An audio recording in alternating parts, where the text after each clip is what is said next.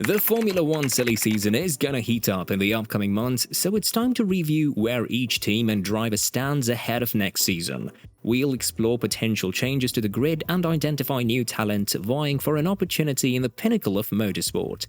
As we kick off another video from the Grid Report, we kindly request that you consider liking this video, subscribing to the channel and sharing your thoughts on the content you'd like to see related to our beloved sport. Now let's get ahead. Looking ahead to the 2024 championship, many of the top grid spots are already taken. Most notably, Max Verstappen has a contract in place with Red Bull Racing until the end of the 2028 season, an incredibly long deal the Dutch driver signed in March last year with a Milton Keynes-based team. Meanwhile, Sergio Perez has a contract with Red Bull until the end of next season. This year's dominant team in the championship, the one that has won every race so far this year, has their drivers set for next year. However, there is a prevailing sentiment that the Mexican driver is constantly on trial, and we know that Christian Horner and Helmut Marko are not shy about making driver changes. You can ask Nick de Vries about that, and while you're at it, check out the Grid Report's video of the sacked driver and his chances, or lack of, for a Formula One return. In addition to Red Bull, 4 other teams have their seats set for next year. Ferrari has Charles Leclerc and Carlos Sainz under contract until the end of 2024, so all is certain at Maranello, at least until then, as while it is understood that Leclerc could sign an extension, the situation is a bit less certain around Sainz. The Spaniard has been linked with a pre-contract with Audi, which will enter the championship in 2026 by taking over the team we know today as Alfa Romeo. Reports from the paddock say it is true that the German manufacturer contacted Sainz, but the driver has no intention of leaving Ferrari and will pursue a contract extension.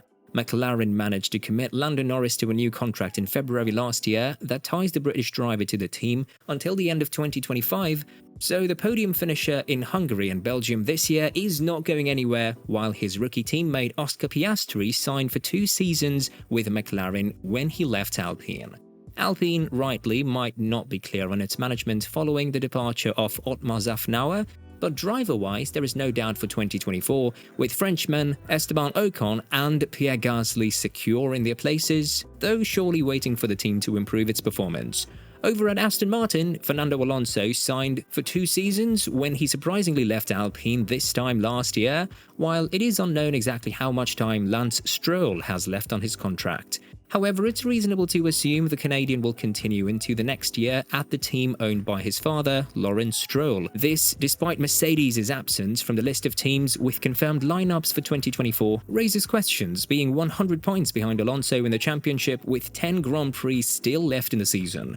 Mercedes' absence from the list of teams with confirmed lineups for 2024 raises questions. George Russell is tied to the team until 2025, but his teammate Lewis Hamilton, whose contract expires at the end of the current season, is still not signed for next year.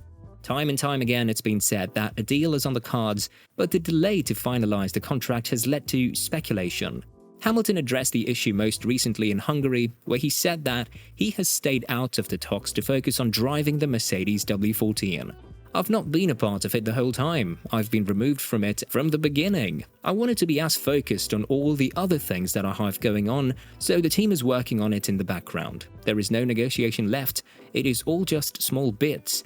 During the Belgian Grand Prix weekend, Wolff denied that the delay in concluding the deal was related to Hamilton's desire to set some ambassadorial role for Mercedes when he quits racing. Wolff said, "We're not talking about an ambassadorial role post his retirement, nor is that part of the contract negotiations.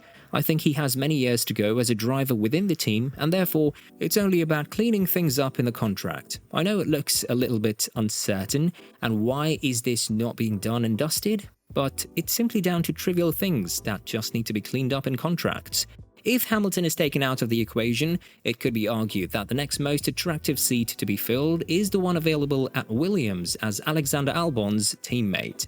American rookie Logan Sargent hasn't done badly so far, but he hasn't shown either, and Williams' 11 points have come courtesy of Albon. It is understood that the James Vowles-led team is keen for Sargent to continue. Remember, the team is owned by US private investment firm Doralton Capital, and Formula One has 3 US races on the calendar, but it would still do Logan's chances good if he could close the gap to Albon, especially in qualifying and score some points.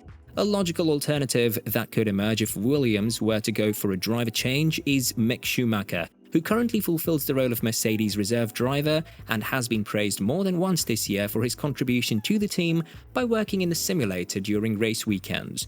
The German is keen to return to the grid after his 2 years at Haas, and an opportunity at Williams would fit in nicely with his aspirations. Another team with a seat to be decided for 2024 is Alfa Romeo, which will rebrand as Sauber next year as it waits for Audi to officially arrive in 2026.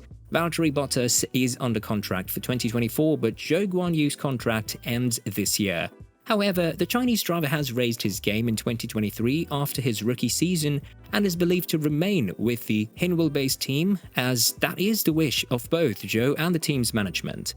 As for Haas, the team has made a major change in philosophy this year by bringing in the experienced Nico Hülkenberg in place of Mick Schumacher to partner Kevin Magnussen, and the decision seems to have worked, as Haas is fighting for 7th in the Constructors' Championship, something that, if achieved, will be their best result since 2018. Hülkenberg and Magnussen seem to be the favourites to remain as drivers for 2024. Finally, we arrive at AlphaTauri, who have had the worst season. They are in the last place in the championship and already made headlines when they swapped De Vries for Ricciardo in Hungary. The Australian was clear in his desire to return to Red Bull. He will first have to impress with the Faenza outfit.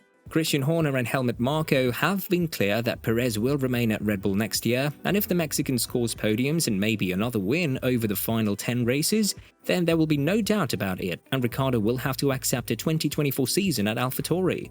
Meanwhile, Yuki Tsunoda is in his 3rd season with the team and has so far done everything right to earn a 4th year in Formula 1 with AlphaTauri.